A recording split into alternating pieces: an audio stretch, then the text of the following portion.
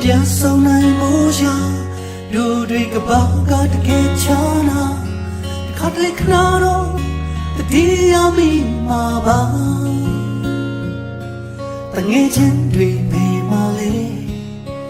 ငါကတန်တာယုံအဲ့ဒီထပ်ပေါ်ငိုနေလို့လည်းမထူနိုင်တဲ့ခါစာတင်နေကြတယ်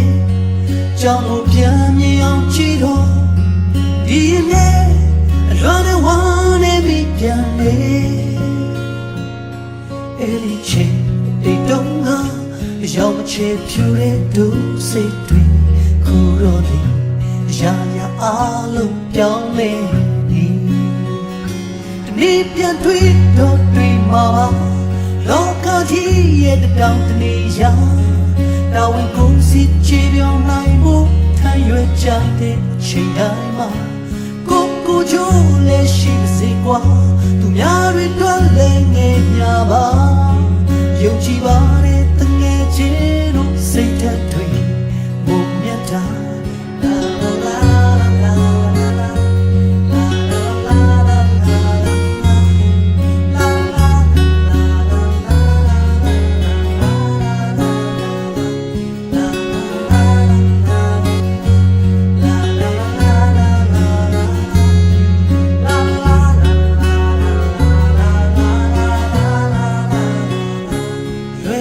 ပြန်ဆောင်နိုင်ဖို့ရာ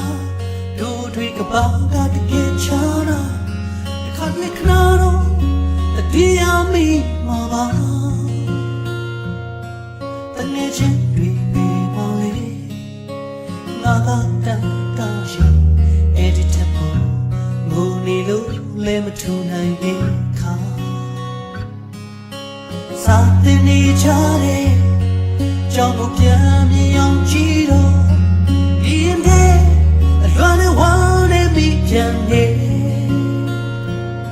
အဲ့ဒီချိန်တိတ်တော့ငါရောက်မချေဖြူတဲ့ဒုစိတ်တွေခုတော့လေရာရာအောင်ပြောင်းလဲနေဒီနေ့ပြန်တွေ့တော့တွေ့မှာပါလောကကြီးရဲ့တောင်တနေရာတော်ဝင်ကိုစီချီပြောင်းနိုင်ဖို့ထမ်းရွက်ကြတဲ့ချိန်တိုင်းမှာကိုချိုးလဲမေရှာပါသူများတွေတွက်လဲငယ်များกว่า